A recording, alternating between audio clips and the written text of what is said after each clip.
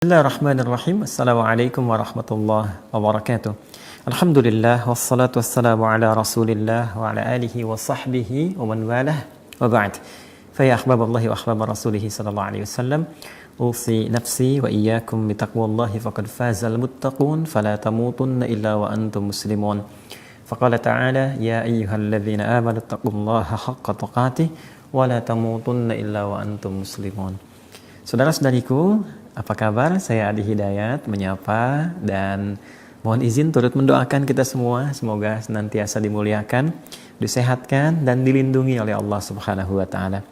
Alhamdulillah kita berjumpa lagi dalam pertemuan di malam hari ini. Semoga pertemuan kita diridhai oleh Allah Subhanahu wa taala. Teman-teman sekalian, ada ragam pertanyaan yang sampai kepada kami di hari-hari ini, beberapa pekan ke belakang, baik di media sosial ataupun yang langsung disampaikan, bertanya seputar program vaksinasi.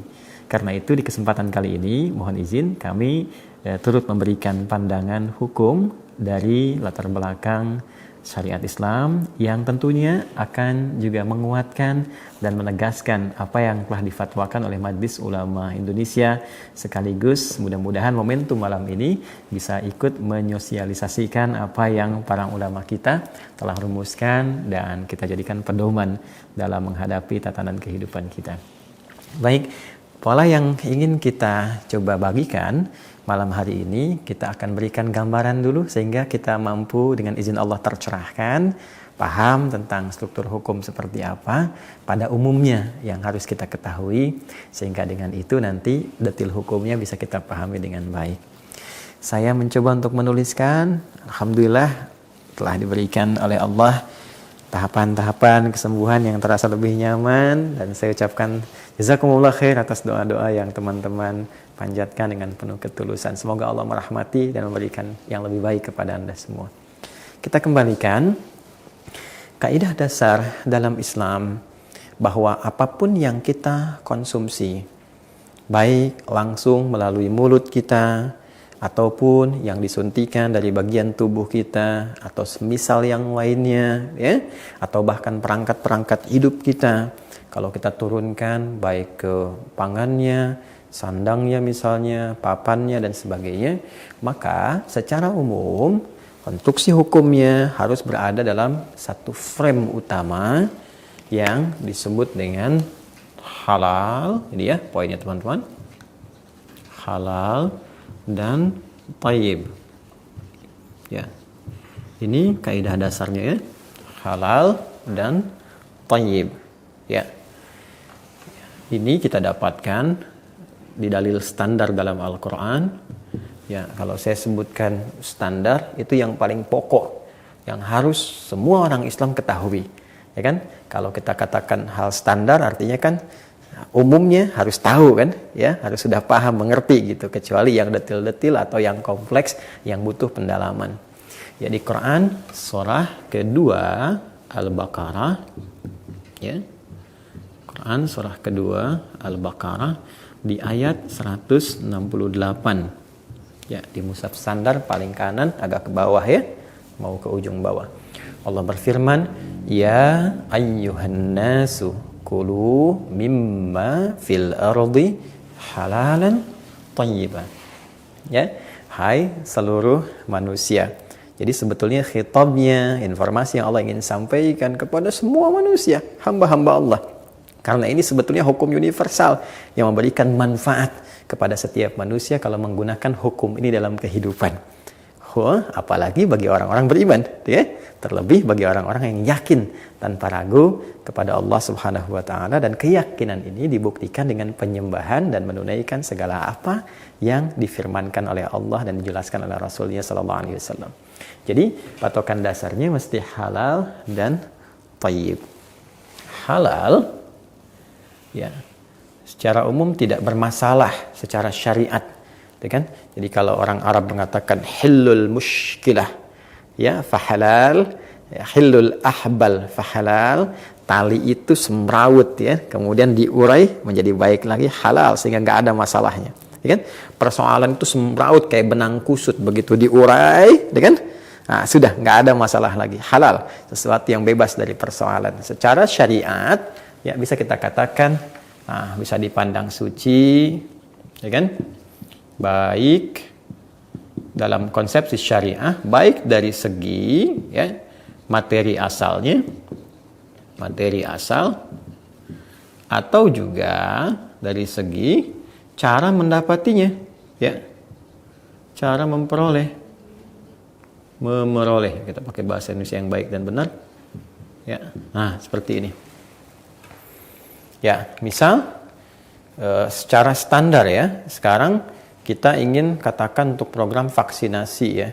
Nah, vaksinasinya ini materinya, nah, dari mana bahannya? Apakah dari sesuatu yang dibenarkan oleh syariat? Ya, syariat hukum pokoknya Al-Quran.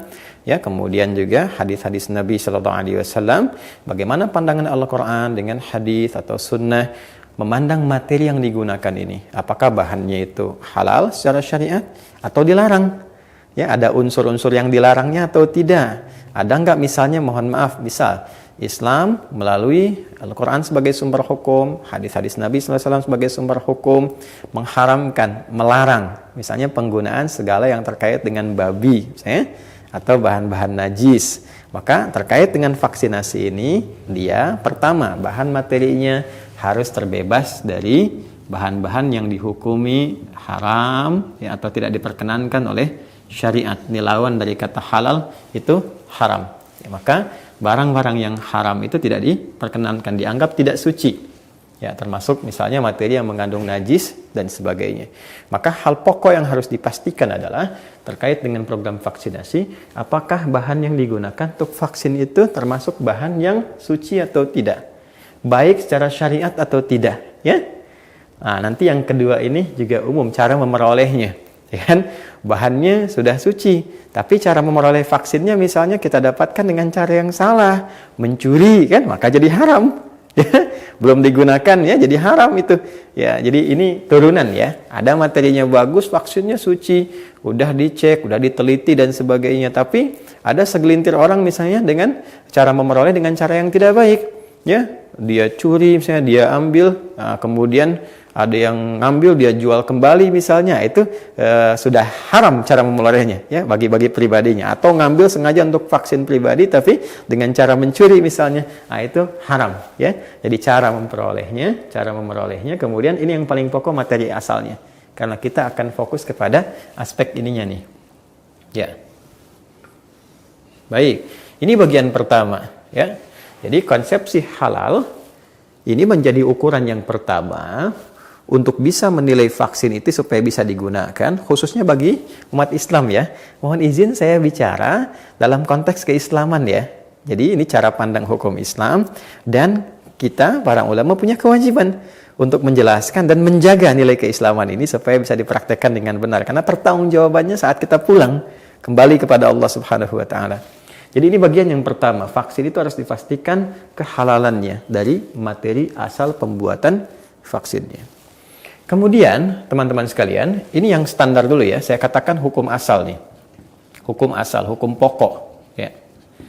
Kalau sudah kita dapatkan kepastiannya, misal, alhamdulillah materi vaksinnya ini suci, baik, halal. Tidak ada persoalan secara agama ya dalam konteks pembuatan vaksinnya. Maka, bagian keduanya yang ini.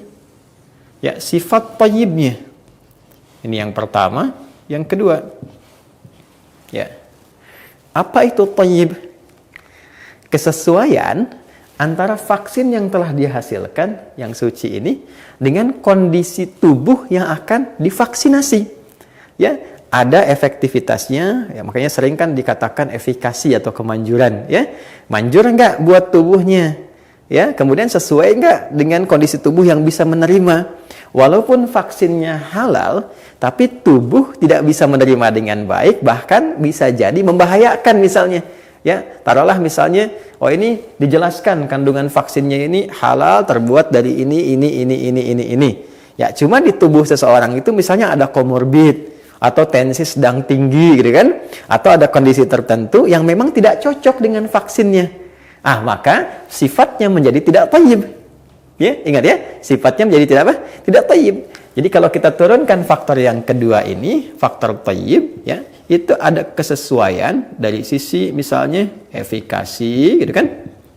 Atau kemanjurannya lah, ya bahasa kita, kemanjurannya, ya, dan kesesuaian, ya, kesesuaian, ya, dengan kondisi atau penerimaan tubuh, kondisi tubuh, gitu kan, yang divaksin. Gitu kan?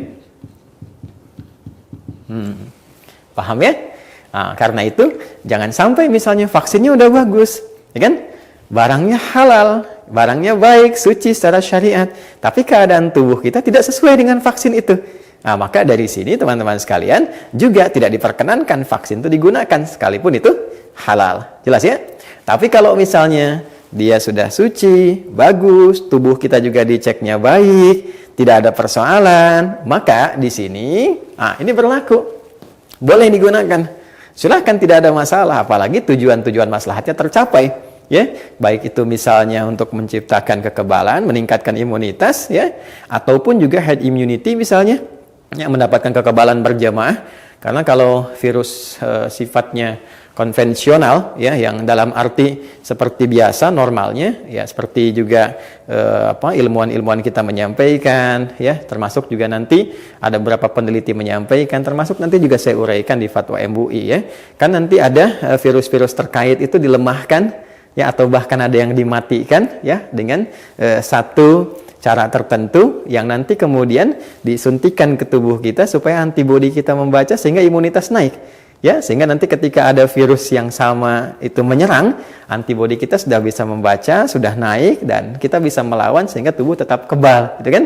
Nah, dalam kondisi seperti ini kalau memang suci dipastikan baik, nggak ada masalah, kemudian tubuh kita juga siap menerimanya, maka yang demikian tidak ada persoalan. Ya, hukum asalnya bisa mubah, silahkan. Atau kalau sifatnya memang harus dilakukan, bahkan bisa naik statusnya, ya, dari sunnah yang ditekankan menjadi wajib kalau itu menentukan kemudian kemaslahatan atau bahkan awas menjaga nyawa seseorang, hifdzun nafsi, yang kalau tidak dilakukan dengan itu bisa berdampak madarat bahkan kepada tubuh miliknya. Jelas ya? Jadi hukumnya boleh kalau sekiranya memenuhi unsur halal dan thayyib. Jelas ya? Kalau ini tidak terpenuhi salah satunya, ya, maka nanti detil hukumnya menjadi berbeda. Ya. Saya beri contoh begini, tidak terpenuhi misalnya, ya. Ini yang pertama, halalnya tidak terpenuhi, unsur halalnya. Ya. Ada dugaan kethayyibnya mungkin cocok, tapi halalnya jadi masalah. Misal, di antara unsur yang digunakan materi pembuat vaksinnya ada salah satu enzimnya misalnya, ya, atau bagian tripsinnya itu bisa diistilahkan itu kan, ya, yang berasal dari yang diharamkan oleh syariat. Ya, saya contohkan langsung misalnya mengambil dari babi gitu kan, ya, seperti ini. Jelas karena babi sifatnya diharamkan, ya. Saya di Quran surah kedua ayat 173, ya, paling kiri agak ke tengah di mushaf standar. Innama harrama 'alaikumul maitata waddama walahmal khinzir. Termasuk di Al-Maidah ayat 3 juga, gitu kan? Sungguh Allah mengharamkan kepada kalian bangkai, darah, termasuk apa? Daging babi dan segala yang terkait dengan babi itu, gitu kan? Segala yang terkait dengan babi. Nah, kalau ada bagian dari materi vaksin itu, ya, materi vaksin yang ternyata diindikasikan ada kaitan dengan babi misalnya yang diharamkan, lalu dari indikasi ini diteliti, ternyata benar ditemukan itu, maka ini berubah dari halal materinya menjadi haram. Haram. Walaupun secara dugaan nanti misalnya ada unsur thayyibnya, ini cocok nih vaksinnya, cuma unsur halalnya ini tidak ada, menjadi haram. Ya kan? Hukum asal, ya, saya bicara hukum asal tuh, yang pokok. Asalnya apa? Ini haram. Cuma haram ini nanti, teman-teman sekalian, itu bisa beralih untuk sementara karena faktor maslahat. Ya, apa maksudnya? Kalau memang dalam kondisi ini, detail hukum ya, kalau dalam kondisi ini tidak ditemukan lagi vaksin yang halal sifatnya, Ini nggak ketemu nih yang halalnya nih, karena masih dalam penelitian, ya belum ada, belum ditemukan, belum diketahui apakah dari enzim sapi bisa atau enggak gitu kan. Nah, masih konsentrasinya ke situ. Nah, sementara hajat darurat membutuhkan. Ya, ini ada yang sudah nggak kuat, yang tumbang, yang memang harus membutuhkan vaksin dan sebagainya. Dalam kondisi demikian, maka ini sifatnya menjadi darurat. Ya, makanya di ujung ayatnya famanid turra ghairu baghin wala 'adil fala itsma alaih. Ah, itu langsung jawabannya dari Al-Qur'an, bukan ada hidayat ya. Buka Quran surah kedua ayat 173. Maka siapa yang terdesak kata Allah, famanid turra, man ismun mausulun yadullu 'alal fardiyatil 'amiyah. Isim mausul ya, dia konjungsi yang berfungsi sebagai subjek atau bahkan objek yang menunjuk kepada personal tapi umum. Ya, personal itu umum, sifatnya personal, tapi dia juga mengandung hukum umum. Artinya apa? Bisa laki-laki, perempuan, besar, kecil, tua, muda, ya. Nah, kata Allah, kalau ada kondisi terdesak kepada siapapun dan memang harus menggunakan bagian yang terkoneksi dengan unsur haram ini. Karena yang halal belum ditemukan. Ghairu baghin wala 'adin, sepanjang tidak berlebihan dan itu memang bagian dari kebutuhan. Ya, fala isma alaih, maka silahkan, nggak ada dosa. Jadi ini oleh Allah diberikan satu dispensasi, nggak apa-apa ya, karena ini menjaga nyawa dalam kondisi yang memang sangat terdesak. Sama dengan seseorang, ilustrasi gampangnya, pergi ke satu tempat nggak menemukan makanan, ya tiba-tiba ada bunyi hewan ngorok gitu kan, ngok ngok ngok ngok ya, yang kalau itu nggak dikonsumsi ya, nggak dimasak, dimakan, ini bisa berbahaya bagi nyawa. Maka sepakat semua ulama sementara boleh untuk menghilangkan lapar, bukan untuk dinikmati, ya kan? Nah, ini pun demikian kiasnya, analoginya, kalau vaksin yang halal nggak ditemukan dari unsurnya ya, dan terdesak keadaan dan terancam nyawa, maka boleh digunakan untuk sementara sampai, ingat, sampai ditemukan yang halalnya. Ya. Awas, hati-hati. Ini penting sekali ya, karena nanti akan kita bahas secara turunan lebih terperinci lagi ya. Asal, hukum pokok, detil, kemudian rincian. Jadi nanti kalau kita temukan yang halal dan thayyib ini yang digunakan, kalau nggak ditemukan yang halalnya walaupun thayyib, maka sifat darurat ini yang mesti dilihat. Ya. Ini sifatnya nih. Sampai nanti menemukan yang halal. Tapi kalau yang halal ada, ya, terus yang haram juga ada. Ini, awas sekali lagi ya. Ini saya sedang bicara tentang sudut pandang syariat Islam. Ya, tolong yang tidak mengerti jangan banyak dikomentari, ya, sehingga membuat suasana nanti menjadi semakin keruh. Ya, kita sedang bicara tentang nyawa ini. Jangan main-main, jangan tentang angka-angka, dan sedang berbicara tentang konsekuensi kepulangan ke akhirat dengan iman kita masing-masing. Ya, makanya tolong yang memiliki kompetensi silahkan berdiskusi, berikan sumbang asi, tapi yang tidak memiliki kompetensi tolong mengikuti, memahami, ya. Jangan membuat sebuah kegelisahan-kegelisahan baru sehingga menciptakan madarat yang lebih besar. Dan itu dosanya luar biasa gitu ya. Baik, mohon izin ya kalau saya sedikit agak menekankan dalam beberapa hal. Kembali ke sini, kalau yang halal ada, yang haram juga ada, maka bagi umat Islam, ingat, bagi umat Islam, dia harus wajib bin kudu mendahulukan yang halal. Ini nggak boleh digunakan. Ya. Nah, terlepas dari pandangan keyakinan misalnya yang lain, yang non-muslim, yang belum beriman, ya itu silahkan, sah-sah saja. Bahkan nanti bisa diatur misalnya, yang menurut umat Islam yang halal silahkan gunakan ini untuk umat Islam, kan? Yang dalam persepsi non-muslim yang belum beriman atau yang lain misalnya boleh menggunakan yang menurut umat Islam tidak diperkenankan, silahkan, tinggal diatur teknisnya bagaimana. Jelas ya? Jadi di sini kita menemukan 3 kondisi. 1, kondisi ideal, halal dan thayyib. Kemudian juga situasi membutuhkan misalnya untuk itu bisa digunakan ya sebagai ketahanan massal misalnya menghadapi khususnya pandemi COVID-19. Maka ini kondisi ideal, halal plus thayyib. Yang kedua, halalnya iya tapi tidak thayyib. Maka ini jadi catatan, ya, jangan dipaksakan, ya, jangan sampai ada desakan-desakan sehingga bisa menimbulkan korban. Tujuan vaksinnya bagus tapi tidak tercapai karena memang kondisi tidak dijelaskan secara terbuka, dipaksakannya vaksin, ya, tidak mengerti tentang resiko yang akan terjadi, maka di sini menjadi madarat yang lebih berbahaya. Dan yang ketiga yang ini tadi, ya, detil dari persoalan, jika dalam kondisi yang darurat ada unsur halalnya tidak ditemukan, jadi dia berubah menjadi haram, ya walaupun dia thayyib, maka hukum detilnya adalah boleh digunakan dengan sifat kedaruratan saja sepanjang yang halal belum atau tidak ditemukan. Tapi kalau ini sudah ada, sudah ditemukan, maka tidak boleh menggunakan yang haram lagi, yang halal yang harus kemudian dimaksimalkan. Nah, sekarang pertanyaan besarnya, vaksin apa yang digunakan di Indonesia? Dari 3 kondisi ini, bagaimana praktek vaksinasi ini di lapangan? Ya kan? Sehingga dengan itu kita bisa mengambil satu pelajaran dan pedoman utama dalam rangka kita menyikapi program vaksinasi ini. Ya, baik, dari situ teman-teman sekalian, alhamdulillah sebetulnya kita sudah bisa mendapatkan panduan yang sangat terperinci. Ya, karena kenapa?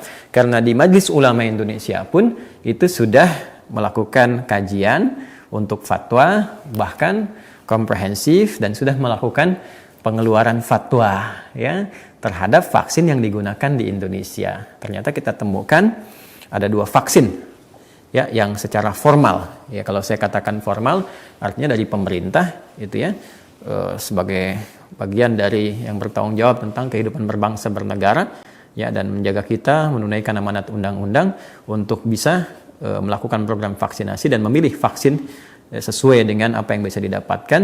Ada 2, dan dari 2 itu MUI ya sebagai penjaga umat Islam dari segi penunaian hukum syariat dan punya tanggung jawab di situ, juga punya kewajiban untuk meneliti, memberikan rekomendasi baik diminta ataupun tidak oleh pemerintah, dan mengeluarkan fatwa. Nah, dari 2 ini fatwanya sudah kita bisa dapatkan, dan kita juga bisa ketahui ya dari situsnya MUI. Ini saya contohkan beberapa, saya lingkari untuk menguatkan. Ini ada fatwa yang pertama, Majelis Ulama Indonesia nomor 02 tahun 2021 tentang produk vaksin COVID-19 dari Sinovac Life Sciences co.ltd. China dan PT Bio Farma Persero. Ya, ini dikeluarkan ditandatangani tanggal 11 Januari 2021 Masehi, 27 Jumadal Ula tahun 1442 Hijrah. Nah, jadi sudah 6 bulan ke belakang. Ya, ini yang Sinovac. Ya, nanti kita bahas ya. Kemudian juga yang kedua ada AstraZeneca. Ya, AstraZeneca ini ulama juga melalui Majelis Ulama Indonesia sudah mengeluarkan fatwa. Ya, fatwa Majelis Ulama Indonesia nomor 14. Kalau yang ini nomor 2, ya, yang ini nomor 14 tahun 2021 tentang hukum penggunaan vaksin COVID-19 produk AstraZeneca. Ya, ini ditandatangani, dikeluarkan tanggal 16 Maret 2021 Masehi, 2 Sya'ban 1442 Hijriah. Ya, jadi yang ini kurang lebih 4 bulan yang lalu, yang ini sudah 6 bulan yang lalu. Ya, jadi ini ada 2, pertama Sinovac, yang kedua AstraZeneca. Ini saya alhamdulillah bersyukur pada Allah Subhanahu wa taala, MUI tidak memberikan fatwa bentuk umum, tapi setiap jenis vaksinnya itu diteliti dan keluar fatwa. Dan boleh jadi kita belum tahu ini dari 3 sifat ini detailnya seperti apa. Ini detailnya, struktur hukumnya diturunkan di sini, baik dari dalil sampai keluar keputusan sesuai dengan frame hukum Islam, bagaimana konsepsi fatwa itu mesti keluar. Baik, saya agak cepat teman-teman sekalian ya. Sekarang kita masuk ke Sinovac dulu ya, ke Sinovac nih.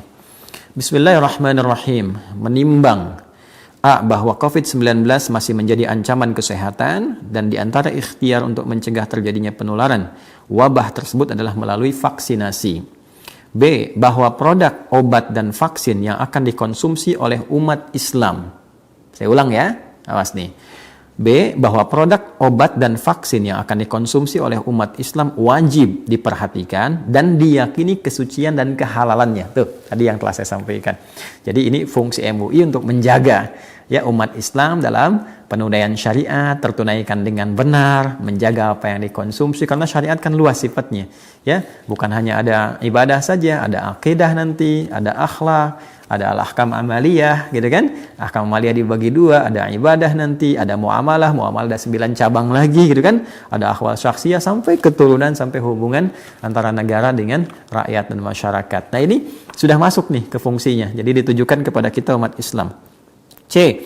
Bahwa untuk menjamin kehalalan tersebut, MUI menetapkan fatwa tentang kehalalan bagi setiap produk yang telah memenuhi syarat. D. Bahwa ada permohonan sertifikasi halal dari PT Bio Farma Persero terhadap produk vaksin COVID-19 yang diproduksi oleh Sinovac Life Sciences Co. Ltd Cina dan PT Bio Farma Persero.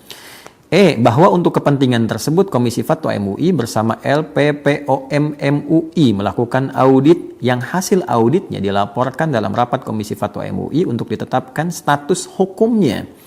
F. Bahwa untuk itu Komisi Fatwa MUI perlu menetapkan fatwa tentang produk vaksin COVID-19 dari Sinovac Life Sciences Co. Ltd Cina dan PT Bio Farma Persero sebagai pedoman bagi pemerintah, umat Islam dan pihak-pihak lain yang memerlukannya. Sudah komprehensif, ya. Artinya di sini saya sangat alhamdulillah bersyukur, ya. Bersyukur sangat terbuka, artinya dari produsen juga terbuka mengajukan permintaan karena tahu ini mayoritas umat Islam di Indonesia akan menggunakan itu, ya. Dan MUI juga luar biasa respon di sini dengan baik. Kemudian memberikan rekomendasi baik kepada pemerintah, umat Islam kita khususnya, dan juga pihak-pihak lain, ya, non-muslim saudara-saudari kita sebangsa setanah air yang berkenan untuk melihat tinjauan MUI ini. Dipersilahkan, sangat terbuka, ya. Mengingat, di mengingat ini biasanya sudah ada struktur fatwa. Kalau sudah mengingat, apa dasar hukum untuk mengeluarkan fatwa itu? Biasanya rumusannya sudah nggak jauh dari Al-Quran, dalil Qurannya apa, gitu kan? Nah, kemudian nanti hadis-hadisnya apa, ya kan? Lalu setelah itu konstruksi hukumnya, dasar untuk melakukan produk hukum, mengeluarkan produk hukum. Produk hukum itu disebut dengan fikih. Dasar kaidahnya usul fikih. Itu biasanya Qurannya apa, hadisnya apa, kaidah usulnya apa, lalu keluarlah produk fikih berupa hukumnya. Nah, ini lengkap nih, ya. Firman Allah Subhanahu wa taala yang selain yang saya sampaikan itu ada juga di sini, ya. Al-Baqarah 173 yang dasar, yang pokok sudah standar, ya. Al-Baqarah 168, yang ini 173, kemudian Al-Maidah tadi yang saya sebutkan ayat 3 sudah disebutkan, kemudian Al-An'am ayat 145 ini dasar. Jadi Qur'annya sudah dicantumkan. Jadi kalau teman-teman dalilnya apa? Ada. Tinggal buka aja, ya. Ini tinggal dilihat juga sudah ada lengkap. Ya kalau ulama nggak usah ditanya gitu kan, pasti sudah ada rumusan. Dan hadis-hadis nabinya apa? Jadi dari Qurannya sudah, hadis ini standar nih. Jadi kalau nggak begini, bisa diberi masukan, ya. Jadi Qurannya apa, hadisnya apa, sini sudah ada hadis-hadisnya. Kemudian setelah hadis kaidah fikih, betul kan? Di Quran, hadis kaidah fikihnya. Ya kaidah fikih nanti rumusan untuk mengeluarkan sebuah hukum, karena Al-Quran itu hadis sumber hukum. Ya sumber hukum ini untuk menjadi sebuah produk hukum, mesti ada rumusan-rumusan. Rumusan ini terambil dari sumber hukum, dirumuskan. Oh, di Quran ini ada perintah nih, wa aqimus sholat, tunaikan sholat. Terus dilihat semua konstruksi perintah dari A sampai Z, Al-Fatihah sampai An-Nas. Oh, umumnya perintah ini menunjukkan sifatnya sifat wajib nih, ya. Kecuali ada kondisi tertentu yang menjadikan wajib ini menjadi turun hukum, misalnya bergeser. Ya, disebut dengan qarinah, maka muncul kaidah, nanti kaidah dasarnya apa itu? Al aslu fil amri lil wujuh hatta yadulla dalilun ala khilafi, ya. Itu kaidah namanya. Nanti dari kaidah ini dipraktikkan untuk mengeluarkan sebuah produk hukum. Nah, ini kaidahnya banyak nih, Masya Allah, ya. 1, 2, 3, 4, 5, ya. Ad-dararu yuzal, al-amru bi syai' amrun bi wasailih, dan seterusnya. Sampai 6, ya. Nah, setelah itu sudah kita ketahui Al-Qur'annya apa, hadisnya apa, kaidah dasarnya apa. Sebelum mengeluarkan produk hukum itu, kita harus mengetahui secara bersanad. Nah, ini yang terjaga di Islam ini, ada khazanah begini nih, ya, yang ini luar biasa, sehingga produk hukum Islam itu terjaga kemurniannya dan argumentasi yang kuat dipertanggungjawabkan. Ya, apa diantaranya? Setelah kita ketahui sumber hukum Al-Quran, hadis, mengeluarkan sebuah kaidah hukum, dilihat ulama bagaimana. Ulama-ulama dulu memahami kaidah hukum itu.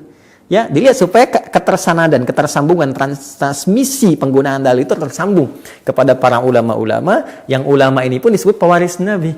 Ya, innamal ulama waratsatul anbiya, para ulama itu pewaris Nabi. Makanya di Islam dikenal dengan ada sanad, namanya sanad keilmuan, transmisi pengetahuan yang tersambung pemahaman pada ulama-ulama yang lurus sampai ke pemahaman Nabi sallallahu alaihi wasallam seperti dikehendaki oleh Rasulullah sallallahu alaihi wasallam, insyaallah. Maka bagaimana kemudian dikutip pendapat para ulama memahami ayat-ayat, hadis-hadis, dan kaidah tadi ini? Ada pendapat Imam Az-Zuhri dalam kitab Syarah Sahih Al-Bukhari, pendapat Imam Ibnu Hajar Al-Haytami dalam kitab Tuhfatul Muhtaj, gitu kan. Kemudian juga ada pendapat Imam An-Nawawi, dan terus ini sampai 1, 2, 3, 4, 5, ya. 1, 2, 3, 4, 5 sudah disampaikan kemudian dari pandangan ulamanya. Lalu dilihat, ya ada nggak fatwa-fatwa terkait di MUI yang telah dikeluarkan dengan terkait dengan vaksinasi dan sebagainya yang bisa dijadikan sebagai bahan untuk pengeluaran fatwa dan perbandingan, komparasi fiqhul muqarin, dibandingkan dengan yang dulu situasinya gimana. Kalau sama ya cukup fatwa yang dulu dikuatkan. Kalau berbeda yang dulu dilihat jadikan tinjauan lalu dijadikan sebuah pokok untuk mengeluarkan hukum yang sekarang. Makanya di sini mengingat nanti nomor 2-nya fatwa MUI nomor 4 tahun 2016 tentang imunisasi kan. Dan fatwa MUI nomor 1 2010 tentang penggunaan mikroba dan produk mikrobial dalam produk pangan. Nah, ini detail sekali ya. Ini fatwa ini, fatwa ini, fatwa ini sampai dengan 5. Nah, ini yang penting.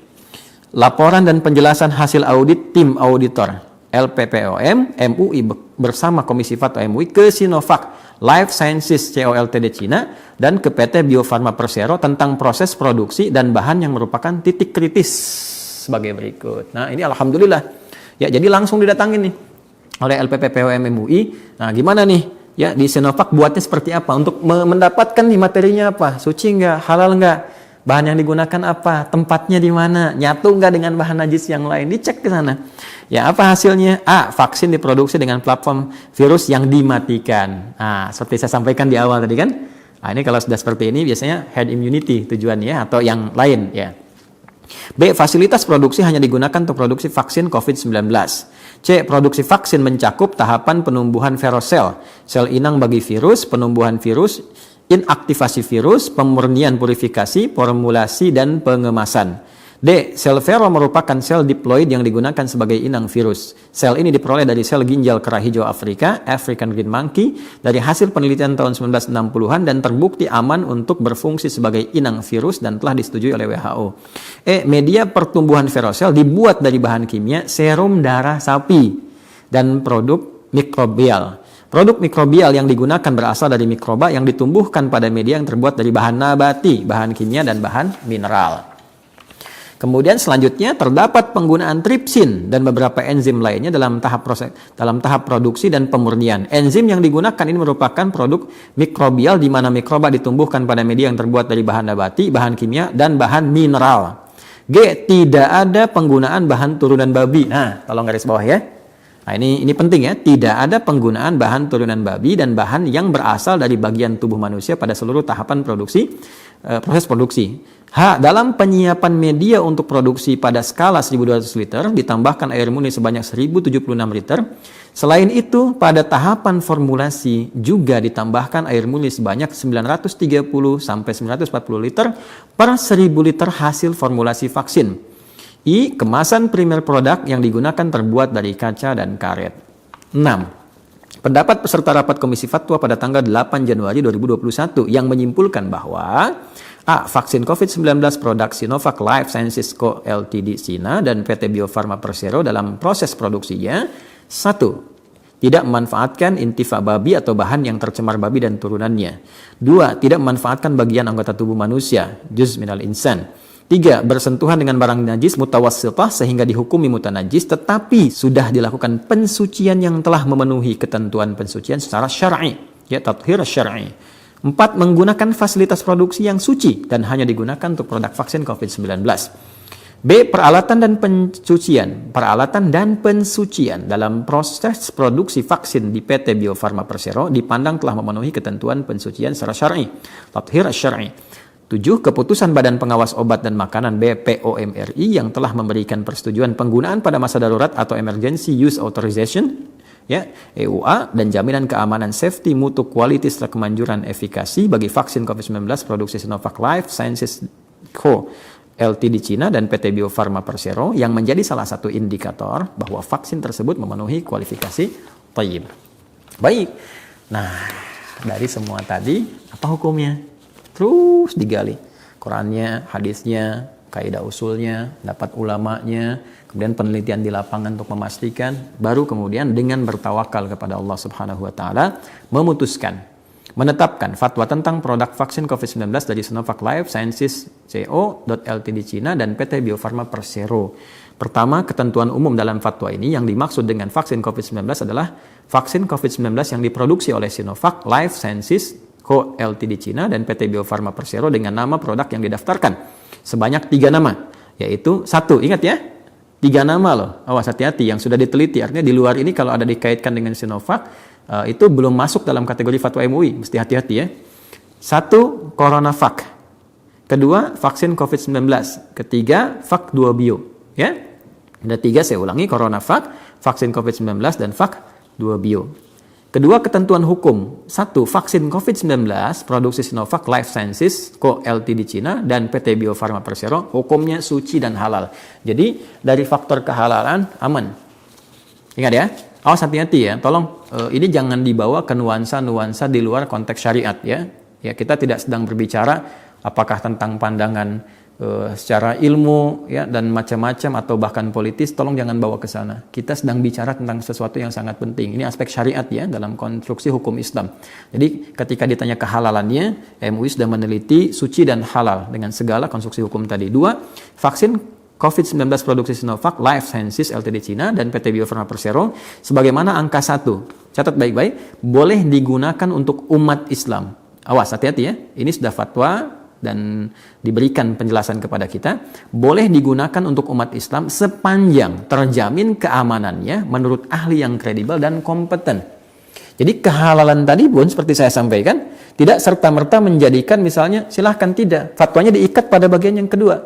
Ya, sepanjang terjamin keamanannya menurut ahli yang kredibel dan kompeten. Artinya apa? Walaupun itu akan divaksinasikan kepada umat Islam khususnya, maka harus ada jaminan dari vaccinator kepada vaccinated ya, yang memvaksin kepada yang divaksin bahwa ini aman, ini baik. Dari mana tahu aman dan baiknya? Nah, tentunya di sini harus ada keterbukaan, baik yang memvaksin ataupun yang divaksin. Ya, jadi disampaikan dari yang memvaksin, ini vaksinnya Sinovac, misalnya mereknya CoronaVac, kandungannya begini. Ya, nanti ini hati-hati Bu ya, Pak ya, harus disampaikan Bapak Ibu dengan jujur. Kita pun harus jujur sebelum divaksin. Misalnya apa? Pak Ibu, ini tensinya harus stabil ya. Nah, awas nih, ini nggak ada misalnya yang komorbid nih, hati-hati karena ini takutnya ada gejala-gejala yang tidak sesuai. Sampaikan, harus terbuka. Jangan ujuk-ujuk vaksin celep. Terus masyarakat juga pengen divaksin, antri aja, tahu-tahu nggak cocok misalnya, itu bahaya. Ya, dan itu masuk pada kategori yang nggak boleh, ya, dilarang gitu. Ya, karena itu mohon izin saya sempurnakan dulu, nanti saya baru ini kan ya, tunjukkan beberapa hal. 3, ketentuan penutup. 1, fatwa ini mulai berlaku pada tanggal ditetapkan dengan ketentuan jika di kemudian hari ternyata terdapat kekeliruan akan diperbaiki dan disempurnakan sebagaimana mestinya. 2, agar setiap muslim dan pihak-pihak yang memerlukan dapat mengetahuinya, menghimbau semua pihak untuk menyebarluaskan fatwa ini. Maka ini saya sudah menyampaikan, jadi kewajiban saya sudah menyampaikan kepada teman-teman semuanya. Ditetapkan di Jakarta pada tanggal 27 Jumadal Ula 1442 Hijrah, 11 Januari 2021, Majelis Ulama Indonesia Komisi Fatwa ditandatangani Ketua Profesor Dr. Haji Hasanuddin AFMA, Sekretaris Miftahul Huda LC. Mengetahui Dewan Pimpinan Majelis Ulama, Ketua Umum Kiai Haji Miftahul Akhyar, Sekretaris Jenderal Dr. Haji Amir Syah Tambunan. Ya, jadi apa legal standingnya Ustadz Adi menyampaikan ini? Ini anjuran MUI meminta kepada kita untuk menyampaikan, dan saya juga bagian dari ulama yang harus menyampaikan tanggung jawab hukum. Jadi di sini jelas untuk Sinovac, teman-teman sekalian, kehalalan sudah dipastikan dari penelitian MUI, ini tidak ada masalah. Tapi ketonyiban, hati-hati, ini sesuai dengan kondisi tubuh seperti yang disampaikan di fatwa atau juga keadaan yang tadi telah saya uraikan keterangannya. Artinya di sini penting kita bersinergi, bekerja sama dalam program vaksinasi ini. Pertama, dari vaksinator yang akan memberikan vaksin harus betul-betul terkoordinir dari pusat sampai ke daerah. Ya, ada satu protokol, ada satu protap yang jelas bahwa sebelum divaksin dijelaskan kepada masyarakat. Ya, kalau perlu saya usulkan sih ada pendampingan ya dari nakesnya, satgasnya, misalnya ulama atau ke bawahnya level ustadz gitu kan, yang diberikan pemahaman, sudah jelas, sudah paham semua, bersinergi semuanya. Kalaupun ini program akan dijalankan, bersinergi, dijelaskan. Bapak Ibu sekalian, ini vaksinnya Sinovac ya, mereknya CoronaVac. Ini fatwa MUI-nya sudah diteliti Bu, sampai ke sana Pak, jangan takut, ya kan? Sudah diteliti sampai ke sana, sudah ditemukan hukumnya suci, hukumnya halal. Cuma walaupun suci halal, ini harus cocok dengan kondisi tubuh Bapak Ibu sekalian. Nah, mohon maaf, mohon izin nih, siapa yang tensinya masih tinggi, dicek dulu tolong tensi dulu sebelum divaksin. Kan bisa begitu, ya? Nah, siapa yang ada komorbid? Ya, begini. Nanti kan hasil penelitian itu akan menunjukkan itu. Jadi kalau yang, Pak, saya ada begini, begitu, jangan dulu deh Bu ya, takutnya beresiko dulu. Yang lain dulu siapa yang stabil, baru divaksinasi. Ya, nah ini penting untuk dilakukan. Kenapa? Supaya tidak terjadi hal-hal yang di lapangan, teman-teman sekalian, ini madarat yang lebih besar. Alih-alih jadi baik, jadi bermasalah. Ya, dan itu kalau kita lihat berita di media, ini saya clipping. Ya, banyak ini yang harus juga difikirkan, dievaluasi. Ya, mohon izin misalnya ini teman-teman, ini berita saya kumpulkan ini ya dari berbagai ragam nih. Misalnya ini Kompas TV, Jumat 21 Mei 2021 dari Mei. 30 orang meninggal setelah vaksinasi COVID-19. Komnas KIPI jelaskan penyebabnya. Ya kan?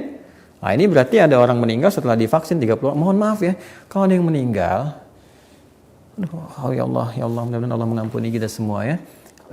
Tolong jangan jadikan itu sebagai angka statistik gitu. Itu nyawa.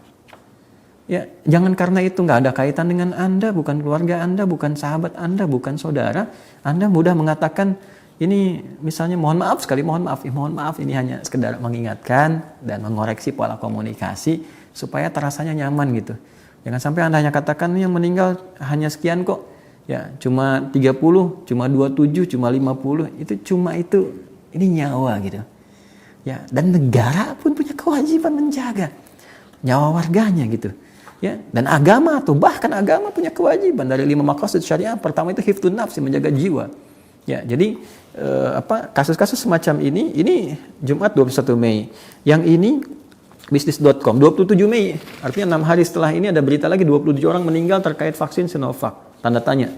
Jadi bacanya diperbaiki, 27 orang meninggal terkait vaksin Sinovac. Tanda tanya. Ini penjelasan Satgas COVID-19, itu kan? Ada beritanya, tinggal dibaca. Artinya setelah divaksin ada yang meninggal, itu kan? Nah, ini perlu dijelaskan. Nah, ini ada KIPI meneliti, Satgas juga melihat, itu kan?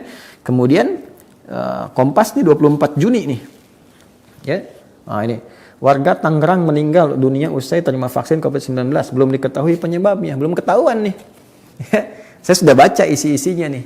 Ya, saya sudah baca sampai yang terbaru ini Rabu 10 Dzulhijjah 21 Juli nih. Era Muslim usai divaksin demam dan mual akhirnya meninggal. Padahal nggak kemana-mana, datangnya sehat. Ya, kemudian juga divaksin. Setelah itu ada mual, ada demam.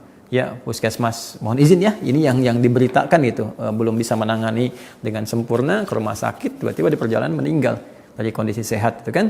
Nah, ini diceknya macam-macam. Dari kasus yang warga Tangerang ini saya baca semua ternyata tensi sedang tinggi 160, tapi kok divaksin juga gitu kan. Nah, kemudian ada beberapa yang lain. Nah, ini saya kira ini penting dievaluasi ya. Nah, bahkan ini ini nih. Ini Menko nih, salah satu menteri ya. Nah, ini di detik.com nih.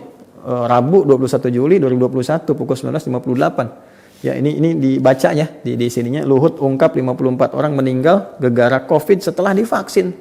Ya, walaupun ini kok tiba-tiba dirubah. Judulnya ini jadi tiba-tiba dirubah. Saya akses lagi, setelah saya screenshot dirubah lagi. Luhut 54 orang meninggal setelah divaksin karena komorbid. Asalnya begini, jadi begini gitu kan. Setelah divaksin ini karena komorbid. Cuman persoalannya begini. Ya, baik itu komorbid atau bukan komorbid, berarti kan sudah dipelajari. Nah, data ini secara statistik dikumpulkan, penyebabnya apa menjadi protap sampai ke bawah gitu. Ya, kita berdoa semoga Allah mengampuni, menjadikan syahid ya setiap hamba-hamba Allah muslim beriman pada Allah yang meninggal karena Covid ini. Tapi ini jadi pelajaran besar untuk faktor thayyib ini sehingga di masyarakat menjadi tenang, aman. Oh, berarti ini kenapa nih yang meninggal kemarin ini? Oh, ternyata tensinya sedang tinggi, ada komorbid. Komorbidnya apa dijelaskan. Sehingga nanti bukan cuma komorbid, mungkin ada komorbid yang sesuai, ada komorbid yang tidak sesuai. Ya, sehingga yang paling penting itu keterbukaan. Ya, semua jujur, baik yang memberikan vaksin atau yang divaksin. Kemudian setelah itu yang paling penting pola komunikasi kita baik. Saya nggak bisa bacakan ini kalau nggak berhenti. Ya, uraian saya saat ini gitu. Ya, bagaimana menyampaikan dari sekian juta hanya sekian orang yang meninggal itu kan. Mohon izin kali, walaupun mungkin tidak bermaksud ke sana, tapi tetap ini bukan angka gitu ya. Ini nyawa yang harus kita perhatikan, kita berjaga. Jadi pertama terkait vaksin ini teman-teman sekalian, yang Sinovac dari segi kehalalan kesucian ini nggak ada masalah.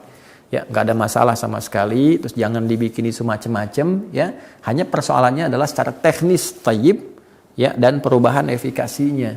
Nah, jadi sekarang sebenarnya kita berkomunikasi, semua saling sinergi lah. Ya Allah, kita ini sedang menghadapi situasi yang kita sadari bersama. Ya, kita sepakat COVID-nya ada dirasakan. Banyak yang jadi korban juga. Walaupun mungkin ada perbedaan pendapat dari mana datangnya, apa sebabnya, kan? Mengatasinya bagaimana. Perbedaan kita kan di perbedaan pendapat tentang bagaimana tiba, mengatasi dan sebagainya secara teknis. Tapi kita sepakat itu ada. Dan kita harus tangani. Karena itu saya mengajak kepada semua, akan lebih baik kita sinergi. Ya, diskusi, jangan ribut-ribut. Ya, ini argumentasinya kok arahnya ribut gitu kan, arahnya berselisih. Ya kalau sepanjang itu terus kapan ini selesai? Ya, jadi kalau memang kita ingin coba perbaiki, kita bersinergi semua. Duduk dulu lah. Ya, coba aspek politis coba tepikan dulu. Bisnis saya ingatkan tegas nih. Tolong jangan berbisnis di tengah penderitaan banyak orang. Ya, tolong sekali kalau kita gunakan nurani lah kalau masih jadi manusia. Walaupun kita mungkin berbeda keyakinan, ya ada perbedaan kita hargai, tapi sebagai manusia pastinya punya nurani.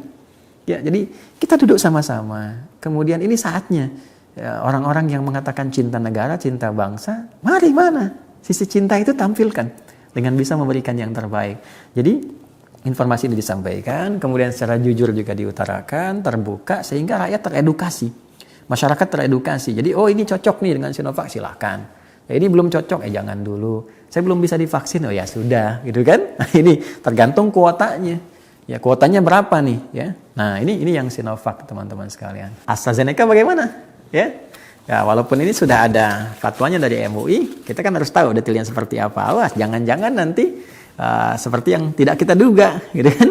Nah, untuk AstraZeneca ini, insya Allah besok saya coba sampaikan kembali dan boleh jadi ada sesuatu yang penting kita untuk ketahui dan jaga juga. Supaya sedikit-sedikit ya. Jadi malam ini tahu Sinovac dulu, besok kita bahas AstraZeneca sehingga nanti lebih komprehensif pemahaman kita.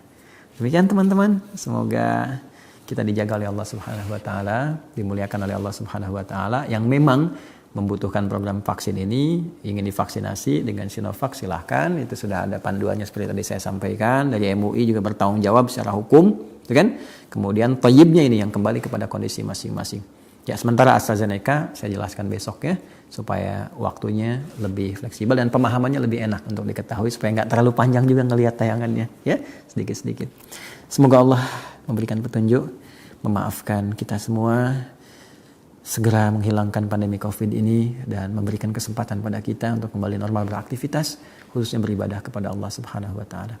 Dengan bertawakal kepada Allah, memohon perlindungan, kita berdoa dalam kebaikan. Allahumma taqabbal minna innaka antas samiul alim wa tub 'alaina innaka antat tawwabur rahim. Rabbana atina fid dunya hasanah wa fil akhirati hasanah wa qina adzabannar. Bi fadlika subhana rabbika rabbil izzati amma yasifun wa salamun alal mursalin wa sallallahu ala sayyidina Muhammad wa ala alihi wa sahbihi ajma'in. Subhanakallahumma bihamdika asyhadu an la ilaha illa anta nastaghfiruka wa natubu ilaik. Alhamdulillahirabbil alamin. Assalamualaikum warahmatullahi wabarakatuh.